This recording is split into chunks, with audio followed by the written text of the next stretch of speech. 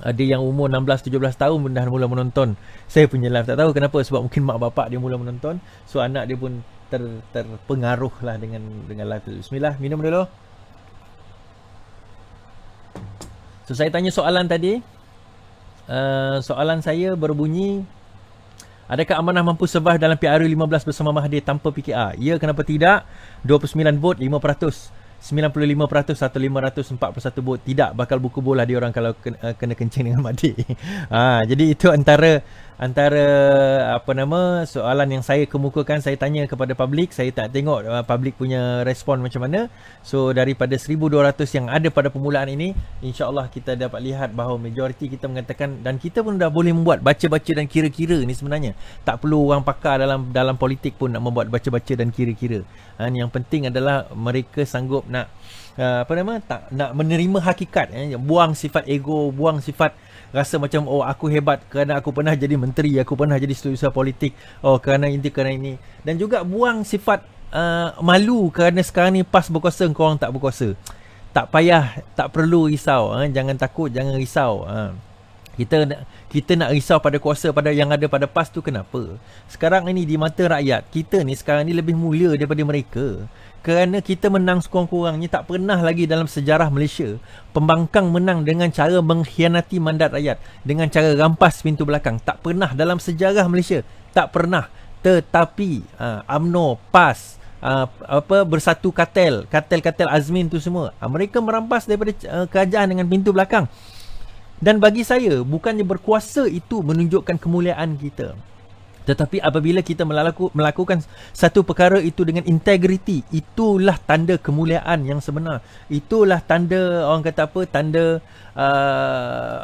amanah, tanda orang yang beriman, orang mukmin yang sebenar, iaitu mereka melalui jalan sebagaimana yang nak dilalui, bukannya dengan cara pintu belakang, bukan dengan cara runding pintu belakang dan sebagainya. Saya tertarik hari ini bila saya baca balik satu artikel Anwar pergi menghadap Tun Mahathir masa tu. Anwar pergi berjumpa Tun Mahathir. Saya ingat lagi, Anwar berjumpa Mahathir pada Februari 24. Kalau kita tengok pada Februari 24, saya tengok tarikh Februari 24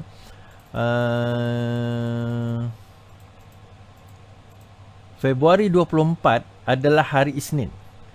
23 itu adalah di mana Sheraton ataupun meeting Sheraton itu bermula. Kalau tak silap saya 23 atau 28, saya tak ingat.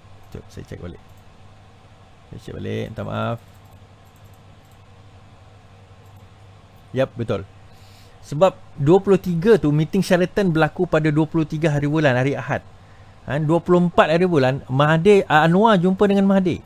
Anwar jumpa dengan Mahathir pada 24 hari bulan. Presiden PKR Datuk Seri Anwar Ibrahim, saya tunjukkan artikel tersebut. Sekejap, saya cuba.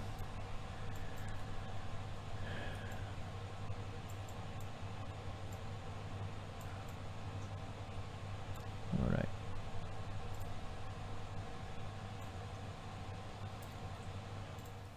Okay, alright. So kalau kita baca artikel ini, Presiden PKR ini 20 pagi pada hari, dia kata difahamkan pertemuan antara Anwar di mana berkaitan beberapa siri mesyuarat parti politik negara itu pada hari Ahad, iaitu pada Anwar berjumpa dengan Mahathir pada pagi itu di Perdana Putera di sini. Presiden PKR dijangka bertemu dengan Perdana Menteri di Perdana Putera hari ini. Menurut sumber, pertemuan kedua-dua pemimpin tersebut dijadual berlangsung sekitar 9 pagi. Difahamkan pertemuan itu berlaku kerana pada hari Ahad perjumpaan pemimpin PPBM, PAS dan UMNO serta Datuk Azmin Ali berlaku di sebuah hotel di Petaling Jaya. Kita namakan kemudian kita ketahui hotel itu adalah Hotel Sheraton. Kita ketahui nama hotel itu adalah Hotel Sheraton. Kejap. Saya sorry.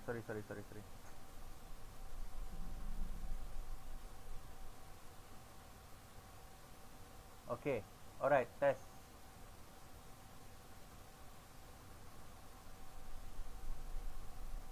Okay.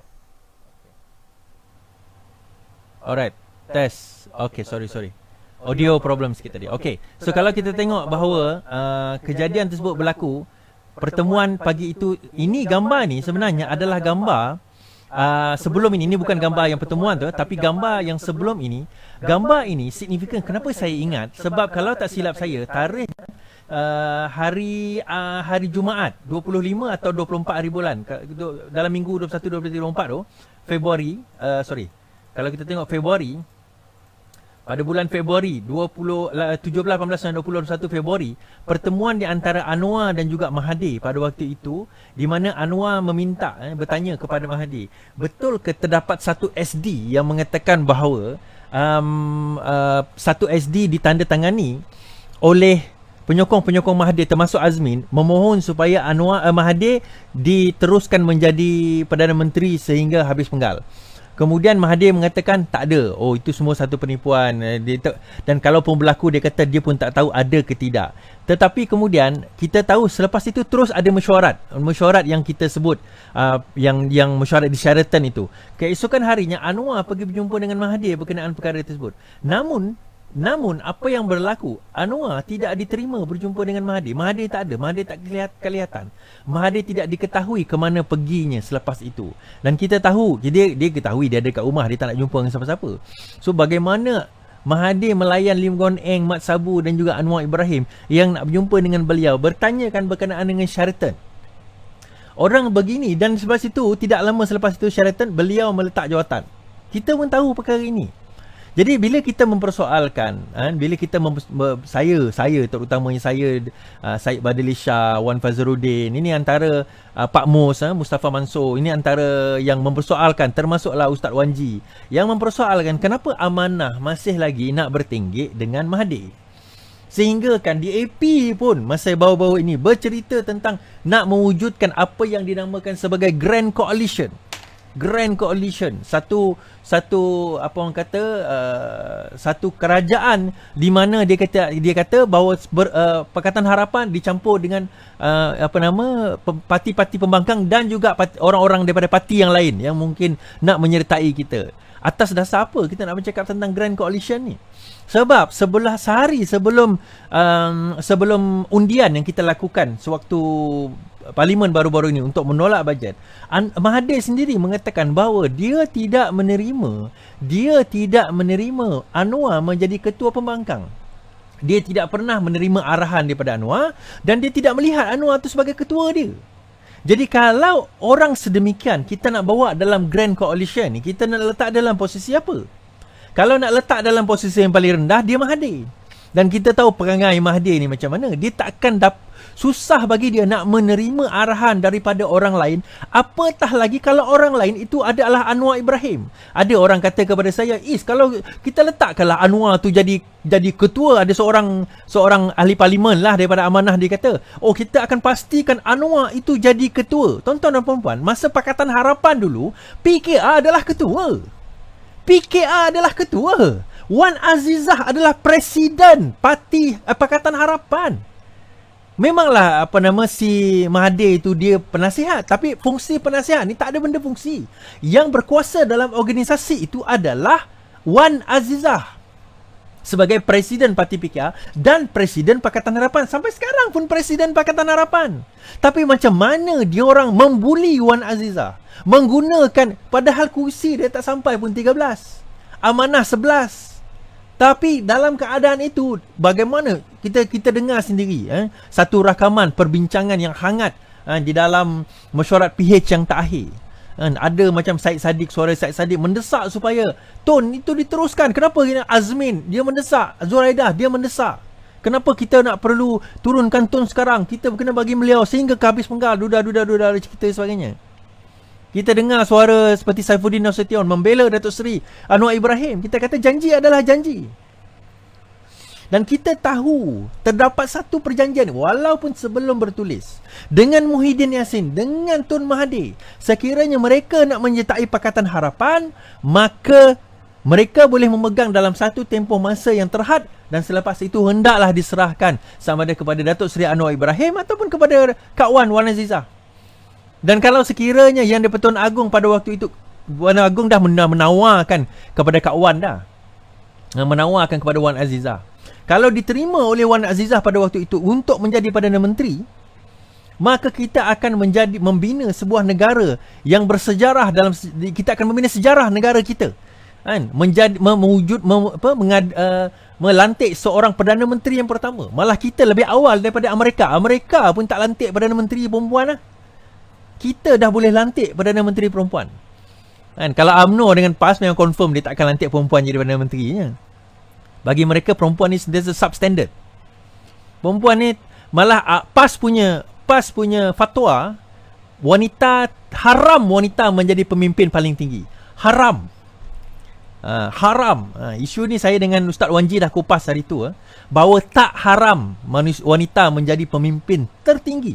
Jadi Perdana Menteri ke, dia nak jadi ketua syarikat ke, dia nak jadi, yalah ketua syarikat tak ada orang petikai lah. Dia nak jadi Perdana Menteri ke, dia nak jadi wali kota ke, wali kota ni macam governor lah kot. Datuk Bandar ke, dia nak jadi guru besar ke, dia nak jadi apa ke. A person of authority dalam Islam sebenarnya tidak pernah memandang person of authority itu sebagai mendiskriminatkan di antara gender ataupun jantina. Itu bukan kriteria untuk menjadi pemimpin. Dan Parti Keadilan Rakyat adalah parti yang mendepani perkara ini. Kerana setahu saya lah, tidak ada parti lain yang presidennya adalah wanita kecuali Parti Keadilan Rakyat. Siapa parti lain yang presiden dia wanita? Tak ada. PAS sepanjang sejarah semua lelaki, kita pun tahu. PAS sendiri kata wanita tak boleh jadi ketua, dia kata haram. UMNO sepanjang sejarah lagi lah, dia ketua wanita tu paling tinggi ketua wanita lah. Dan kalau kita tengok hierarki majlis tertinggi, kalau tak kerana ada kuota naib untuk wanita, tak ada wanita pun dalam majlis tertinggi. Tetapi bagaimana Parti Keadilan champion mendepani wanita, melihat wanita ni as co-equal kepada lelaki. Kita ni wanita itu ada haknya sebagaimana lelaki itu ada haknya. Dan kita melihat bahawa wanita itu berkemampuan sebagaimana lelaki itu berkemampuan dalam pentadbiran, dalam mentadbir urus. Ada yang berhujah, dia kata, tetapi wanita tu ada period is. Apa kena mengena period dengan pentadbiran? Nanti dia tak boleh nak bagi semayang jadi imam, macam mana? Siapa pemimpin kita yang sekarang ini Perdana Menteri yang jadi imam? Siapa? Yang sekali-sekala imam tu ada lah. Yang sekarang ini tiap-tiap minggu jadi imam, macam cerita zaman Rasulullah lalu. Siapa? Najib tu saya pernah jadi imam dia tau. Masa semayang Zuhur. Saya dengan dia dan ada dia punya entourage seorang. Kami bertiga je. Saya pun jadi imam dia. Padahal dia Perdana Menteri pada waktu itu, tahun 2017. So kalau kita nak bercerita tentang perkara yang tak berlaku, kenapa? Tak ada kena mengena nak jadi imam sembahyang itu dengan berkaitan dengan pentadbiran. Okey, panjanglah cerita kita. But my point is this. Bagaimana Parti Keadilan ini telah melangkau jurang bangsa, jurang agama. Kita telah melangkau jurang bangsa dan jurang agama. Suka atau tidak, mahu atau tidak, kalau kita politik masa depan kita adalah politik yang beyond bangsa, beyond agama, beyond negeri. Ada orang mesej saya tadi, dia kata, kita sebenarnya nak menang Sabah ni kita perlukan orang parti lokal Sabah parti lokal Sabah. Saya kata, kalau you all hanya berpegang kepada parti lokal Sabah, sampai bila Perdana Menteri itu tak akan datang daripada orang Sabah? Sampai bila Perdana Menteri itu tak akan datang daripada orang Sarawak? Kerana apa? Kerana kita tidak ada satu parti nasional. Kalau dia hanya setakat parti lokal, maka selama-lamanya Sabah dan Sarawak tidak akan terjamin keadaan mereka untuk menjadi Perdana Menteri Malaysia. Tetapi kalau Sabah orang Sarawak itu masuk ke dalam parti nasional, bukan parti Melaya, mustahil ke tidak saya suatu hari nanti boleh jadi Presiden Parti Keadilan? Tak mustahil. Kerana apa? Kerana keadilan tidak melihat kepada bangsa, tidak melihat kepada agama, tidak melihat kepada negeri di mana dia dilahirkan. So ada orang kata, kalau macam itu tak mustahil satu hari nanti presiden itu daripada kalangan orang Cina, orang India. Saya kata tak mustahil. Bukan saya sebut, Jokowi sebut. Kalau itu yang dimahukan oleh rakyat, maka kenapa itu tidak boleh berlaku? Kerana the end of the day, Malaysia baharu yang kita bawa will look beyond race, will look beyond religion. Alasan untuk mengatakan bahawa tak boleh orang kafir menjadi Perdana Menteri, menjadi Presiden dan sebagainya. Kenapa tak boleh? Itu adalah menyalahi agama. Itu adalah satu pandangan yang sangat tidak benar sebenarnya. Sangat tidak benar pandangan tersebut. Banyak negara orang bukan Islam yang menjadi pentadbirnya lebih baik, lebih berintegriti, lebih orang kata lebih telus, lebih accountable berbanding dengan negara-negara di mana ditadbir oleh orang Islam sendiri. Kenapa? Sebab integriti, pentadbiran semua tu tak ada kena mengena dengan apa agama yang dianut. Itu semua pada jiwa dia, pada culture yang dibawa oleh parti dan apa integriti yang dibawa as they grow up. Bang, kita cerita sembang banyak tak gunalah. Dulu zaman Pakatan Harapan 8 kali cabutan je setahun untuk apa orang kata, untuk, bukan saya sebut sahaja tadi, actually setahun. Untuk 8 cabutan judi tu, yang judi tu 8 cabutan toto ke apa, saya tak ingat lah, saya pun tak main benda tu. 8 cabutan jadi reducekan pada tahun 2019 oleh Pakatan Harapan, oleh kerajaan DAP. Zaman sekarang ini dah naik 22 di bawah Perikatan Nasional. Kenapa? So mana Islamnya? Mana cerita adib? Mana cerita adik? Mana cerita RUU 355? Mana cerita yang berkenaan dengan itu, dengan ini? Mana dia apa orang kata apa kes apa daging kangaroo haram? Mana? Semua akhirnya adalah satu permainan yang tidak lebih daripada permainan-permainan politik, yang mana tidak lain tidak bukan orang kita sendiri rasa macam itu je lah yang mampu kita buat. Okey, balik kepada cerita kita tadi. Persoalan yang kita bawa paling utama sebenarnya, dalam speeches ada mengatakan bahawa, saya tak nak sebut siapa-siapa nama lah, siapa yang sebut ni dia faham lah, siapa yang sebenarnya melawan Mahathir nanti dan menghalang Grand Coalition ni, dia adalah Walaon, dia kata. Walaon Anwar. Pertama sekali, menentang Anwar, menentang Grand Coalition, pernah dulu, kalau saya ingat orang amanah lah, pernah tak dulu dalam PAS, sewaktu kita menentang apa orang kata dasar UMNO, PAS untuk nak bergabung dengan UMNO, golongan-golongan ini dipanggil Anwarinas. Pernah ingat tak? Jebonista, ingat tak? Jebonista Anwarinas tu refer kepada siapa? Anwar Ibrahim. Dan bagaimana kita kata bahawa gabungan itu akan merosakkan PAS itu sendiri. Dan kita lihat sekarang, kenapa bila benda yang sama kita bagi tahu kamu bahawa kamu akan buat benda yang sama, bila bergabung dengan Mahathir kamu tak percaya. So keluar berita hari ini, kata Anwar Ibrahim bersetuju untuk membawa Anwar Ibrahim berkata bersetuju menerima Mahathir. Dia kata menerima Mahathir dalam Pakatan Harapan ataupun dalam Grand Coalition, whatever. Dia dua perkara, tuan-tuan. Yang pertama, saya nak bagi tahu bahawa mesyuarat berkenaan dengan Pakatan Harapan belum berlangsung lagi. Majlis Presiden Pakatan Harapan belum berlangsung lagi mesyuarat dia.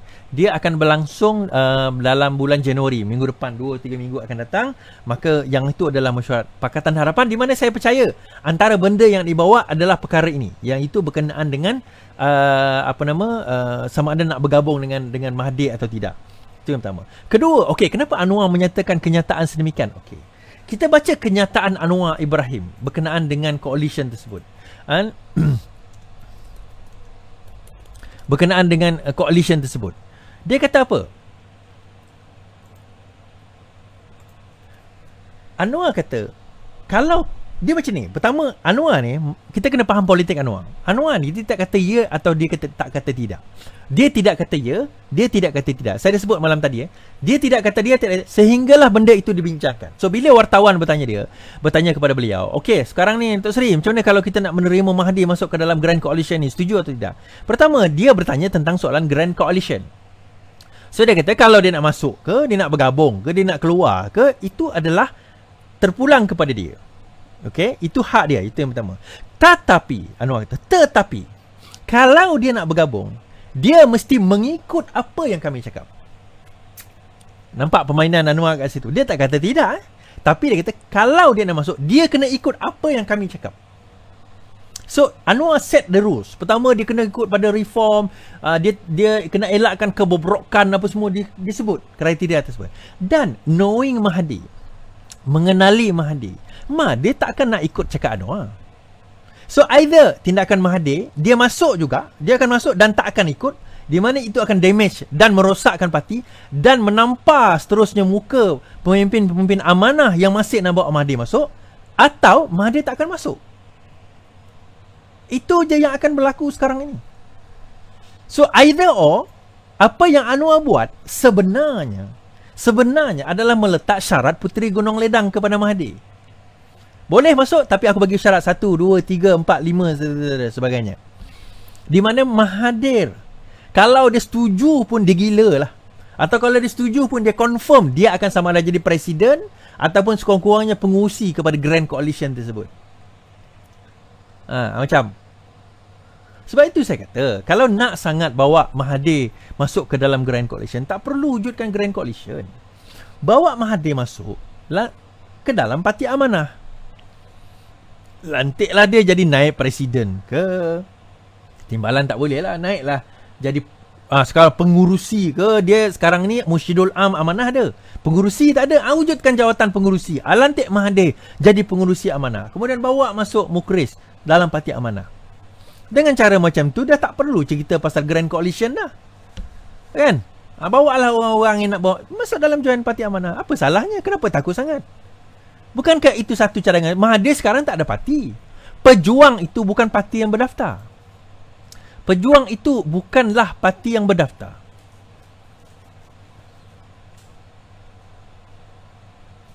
Kalau kita ingat apa yang Anwar Mahathir cakap tentang Anwar berkenaan dengan perkara ini, saya tunjukkan.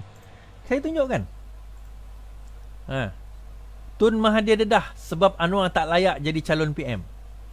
Bekas Perdana Menteri mendedahkan bahawa Presiden Keadilan Datuk Seri Anwar tidak layak menjadi calon PM bagi mewakili kerajaan PH+. Ini masa tahun ini Julai 2020. Ini lepas kejatuhan. Menurut Perdana Menteri itu, Anwar dan juga Menteri tidak popular di kalangan orang Melayu selain menyifatkan sokongan tersebut penting untuk menang mana pada. Ya, dia tidak begitu popular. Sekarang dah ditunjukkan bahawa orang Melayu sangat penting untuk memenangi pilihan raya yang akan datang. Tuan-tuan dan puan, kita tak menafikan pentingnya undi Melayu. Tetapi dengan satu statement yang tanpa fakta, tanpa bukti, tanpa ada satu benda yang telus dan tegas, yang berdata, itu hanya sekadar statement. Macam mana kita nak tahu bahawa beliau tidak popular di kalangan Melayu? Sedangkan sewaktu Mahathir, masa tu Anwar dalam penjara, Mahathir berkuasa sekalipun, masa nak menang PRU ke-14, menang PRU ke-14, daripada 55 yang dipertandingkan bersatu, mereka hanya menang 13. So dekat mana popularnya Mahathir pada waktu itu, sedangkan dia berkempen ke hulu ke hilir? Dia hanya menang 13 daripada 55. Sedangkan PKR menang 50 daripada 57 yang dipertandingkan. So daripada situ kita dapat nampak, tanpa Anwar sekalipun ni, tanpa Anwar ni, kita boleh menang terlalu besar majoriti berbanding dengan bersatu. So bayangkan dengan Anwar keluar daripada penjara, bagaimana sekarang rating Parti Keadilan Rakyat, dekat mana yang dikatakan tidak ada orang kata sokongan daripada Melayu.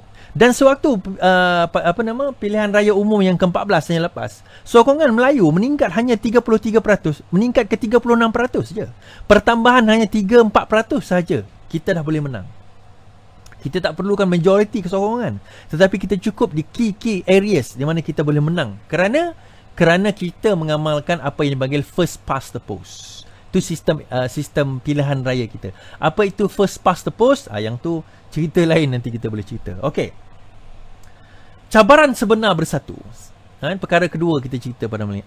Siapakah cabaran sebenar bersatu? Apa yang disebutkan oleh Ahmad Fuad adalah tepat sekali. Beliau adalah orang UMNO yang menulis artikel dalam Malaysia Kini. Dan saya dah sebut benda ni berkali-kali. Mungkin tak ramai yang tahu, sebenarnya lebih 140 cawangan UMNO di seluruh Malaysia, lebih 100, to be exact 147 cawangan UMNO di seluruh Malaysia telah bersetuju untuk menyatakan bahawa mereka tidak boleh UMNO itu bergabung dengan bersatu bagi menghadapi pilihan raya ke-15 yang akan datang. Sebanyak 147 tau. Maksudnya apa tuan-tuan? Kalau kita tengok daripada segi pergerakan kita, daripada segi pergerakan kita ni, maksudnya Pakatan Harapan itu, peluang kita untuk nak menang di kawasan Melayu itu sebenarnya lebih tinggi. Kenapa? Saya sebut ni berkali-kali juga. Pertama sekali, UMNO sendiri mengakui bahawa tidak boleh lagi kita berkompromi dengan bersatu. Kita ambil contoh Larut kawasan Hamzah Zainuddin. Hamzah Zainuddin adalah UMNO yang melompat. Larut pada masa itu dia beza dengan PAS. Kalau tak silap saya, Larut PAS menang 13,000. UMNO pada masa itu Hamzah Zainuddin dia menang dalam 17,000. 4,000 je majoriti beza. Kawasan itu adalah kawasan UMNO. Hamzah Zainuddin melompat. Isunya sekarang ini, PRU ke-15, kawasan itu nak bertanding. Siapa nak bertanding? Kawasan itu siapa nak bertanding? Pertama, PAS ada 13,000 penyokong yang menyokong memberi undi. Kedua, itu adalah kawasan UMNO yang memberi undi kepada Hamzah Zainuddin dengan 17,000. Ketiga, Hamzah Zainuddin adalah menteri. Tetapi sekarang ni di bawah Bersatu. Takkan menteri bawah Bersatu tak nak bertanding dalam pilihan raya? Kalau dia tak bertanding kat situ, dia nak bertanding kat mana? Sebab dia yakin sebagai menteri, dia dah buat kerja di tempat itu, dia bertanding, dia akan bertanding lagi di situ. Cuma persoalannya atas tiket apa? UMNO akan kata, kamu menang sebab tiket UMNO. Hamzah akan kata, aku menang sebab nama aku Hamzah. Aku menteri, aku dah buat kerja. Itu baru satu kawasan, tuan-tuan. UMNO, PAS dan juga Bersatu clash, bertembung sekurang-kurangnya 90 kerusi. 90 kerusi mereka nak bertembung. Dia nak bagi kerusi itu kepada siapa? Kalau UMNO ambil lebih banyak, UMNO akan kata kami kena lebih banyak sebab kami nak jadi Perdana Menteri. Bersatu pun kata kami kena lebih banyak sebab kami pun nak jadi Perdana Menteri. Ini bukan Pakatan Harapan. Kami boleh tiau-tiau, kami boleh uli-uli, kami boleh tiba-tiba, kami boleh bagi jawatan pada menteri. Ada senyap dah dia orang tak berbunyi. Rafizi seorang je berbunyi. Yang lain tu memang tak berbunyi dah. Itu bukan Pakatan Harapan. Ini UMNO. UMNO kita bagi jawatan, kalau menang nanti pun dia akan lawan kita balik. Sekarang ni pun dia lawan. So macam mana? Macam mana sekarang ni? PAS, takkan PAS nak gigit jari. Sebelum ini PAS bertanding lebih 100 kursi. Takkan sekarang ni PAS nak bertanding 20 kursi je? Tolak tepi Sabah Sarawak punya kursi lah. Takkan PAS nak bertanding di Semenanjung 20 kursi je? Jadi dalam keadaan musuh kita masih dalam keadaan yang lemah, macam mana kita boleh bercakap tentang Grand Coalition? Nak Grand Coalition dengan siapa? Ada kekuatan ke korang nak buat Grand Coalition? Masa berkuasa dahulu, nak tegur Mahathir pun takut. Masa Rafizi tegur Mahathir sebab pembahagian jawatan kabinet itu tidak seimbang. Macam mana keadaan tersebut? Kalau kita tengok berita harian, saya tunjukkan berita harian.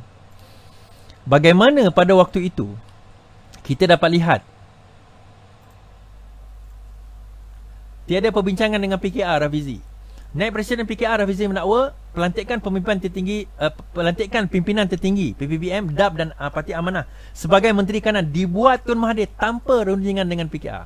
Keputusan dibuat tanpa penyertaan kami. Dia melanggar proses perbincangan yang sepatutnya tidak berlaku.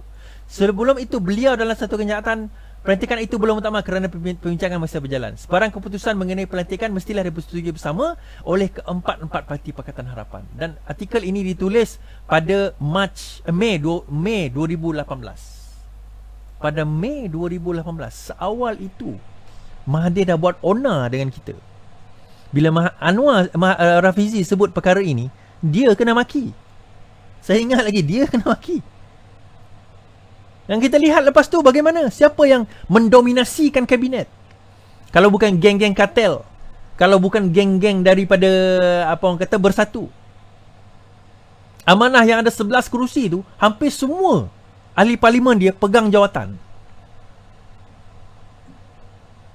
Jadi bila kerajaan tumbang, tuan-tuan dan puan, bila Pakatan Harapan dihina, Pakatan Harapan diherdik, Pakatan Harapan dicaci, itu bukan kerajaan Pakatan Harapan, itu kerajaan Mahathir.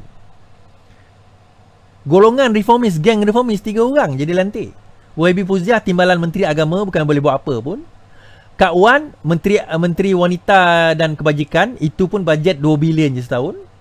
Lepas tu Saifuddin Nasution, KPDN HEP, itu je lah yang ada signifikan satu.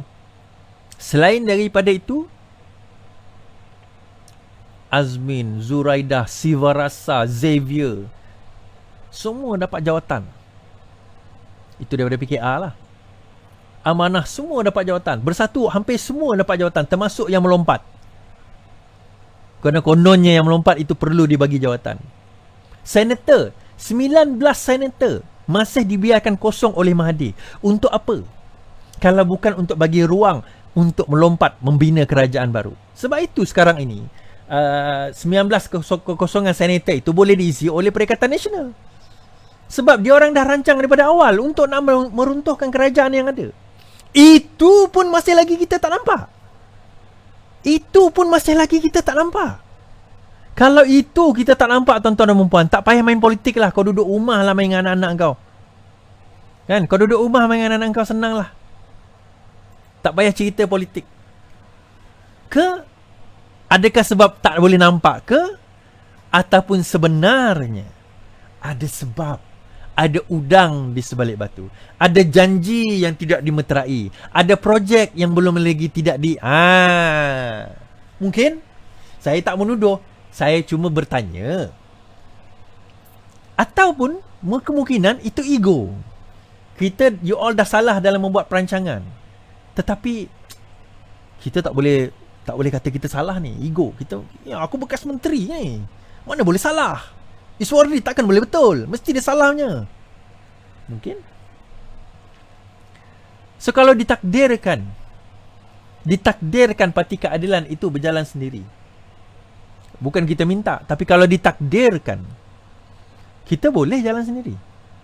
Saya cakap semalam bahawa sentral kepada parti keadilan itu, sentral kepada pembangkang selama ini bermula 99 sehingga kita menang 5 negeri itu adalah Parti Keadilan Rakyat. Kemudian ada yang argue, dia kata, masa itu PAS kuat, DAP kuat. DAP diwujudkan 1965 sehinggalah 2008, negeri mana yang dia menang? Daripada 1965 sehingga 2008, negeri mana yang dia menang? Nak menang Penang pun tak boleh. Nak lawan gerakan tu tak boleh. Tetapi 2008 kita berjaya menang Penang. Kita berjaya menang Perak. Kerana apa? Gabungan dengan siapa? PAS. Daripada tahun 1940-an dia boleh menang Kelantan je. Terengganu tu sekali-sekala. Tak termimpi PAS boleh menang Kedah. Tak termimpi PAS boleh jadi menteri besar di Perak. Tak termimpi PAS boleh jadi exco di Selangor. Sejak 40-an tau. Didaftarkan tahun 1950-an. 50-an, 60-an macam tu, 50-an. Berpuluh tahun wujud satu parti kecil, nama dia Parti Keadilan Rakyat, menjadi perekat kepada semua ini. Name bagi saya satu data, satu negeri yang dua parti ini menang, sehinggalah mereka bergabung dengan parti yang dinamakan Parti Keadilan Rakyat. Sentral kekuatan Parti Keadilan Rakyat ni apa? Progresif dalam pemikiran, inklusif dalam melihat kita sebagai bangsa Malaysia. Burhanuddin Helmi menyebut tentang bangsa Malaysia. Parti Keadilan sudah pun menepani perkara ini. Saya ada satu buku. Ini library saya ni sebenarnya. Adalah satu buku. Kerana apa? Kita melihat bahawa each and every kita champion isu wanita. Ini. Sekarang ni keganasan wanita ni. Mana orang PAS punya champion? Dia timbalan menteri wanita ni. Mana cerita tentang keganasan wanita, tak ada. Malah PAS sendiri tak mampu pun nak membawa wanita lebih tinggi, sama tinggi dengan Parti Keadilan Rakyat. Tak mampu. Maka kekallah mereka di situ. Saya tak tahu parti lain ada ke bertanding jawatan tertinggi wanita, bukan cabang wanita, tetapi wanita tu bertanding jawatan tertinggi. Macam Parti Keadilan naik presiden, jawatan tertinggi dipertandingkan oleh Nurul Izzah. Kak Wan Azizah bertanding jawatan wanita. Fuziah Saleh pernah bertanding naik presiden. Bukan wanita, bertanding dengan lelaki, sama equal. Fuziah Saleh. Zuraida Kamarudin, walaupun dia pengkhianat, at least dia bertanding lah juga. Wanita-wanita ni pernah bertanding jawatan-jawatan tinggi setinggi itu. Okay, saya bertanya soalan tadi. Adakah Amanah mampu survive dalam P15 bersama Mahathir tanpa PKR? 145 undi atau 7% mengatakan ya, kenapa tidak? Sedangkan 2000 undi mengatakan tidak, atau 93% tidak, bakal berkuburlah dia orang kena kencing dengan Mahathir. This is by its own, atas dasar dia sendiri, adalah satu petanda yang paling besar bahawa sebenarnya kalau sekiranya amanah nak pergi sendiri tanpa melalui tanpa melalui Parti Keadilan Rakyat, itu adalah satu perkara yang sangat sukar untuk berlaku. Dan kita tahu perkara ini, dan insya-Allah saya nak bergesa kepada kawan-kawan, kepada rakan-rakan. Saya nak bawa kepada cabang-cabang semua. Mari kita sama-sama sekarang ini membuat satu resolusi. Kita MATC tak lama lagi. Membawa satu resolusi kepada kita punya kongres bahawa selepas ini tidak ada lagi cabang-cabang. Saya minta cabang-cabang semua. Kalau bukan cabang, ahli-ahli cabang bawa resolusi, bawa usul bahawa kita tidak mahu lagi Parti Keadilan Rakyat bergabung dengan Mahathir. Kita bawa resolusi tersebut. Kita bawa usul tersebut. No more Mahathir dah lepas ni. Cukup. Enough is enough. Enough is enough. Cukup dah. Boleh. MATC tahun depan bulan Februari saya rasa. So, ahli-ahli cabang yang terpilih untuk pergi MATC, Mesyuarat Agong Tahunan Cabang, tolong bawa usul supaya cabang boleh bawa usul itu ke peringkat Kongres. Dan kalau majoriti cabang setuju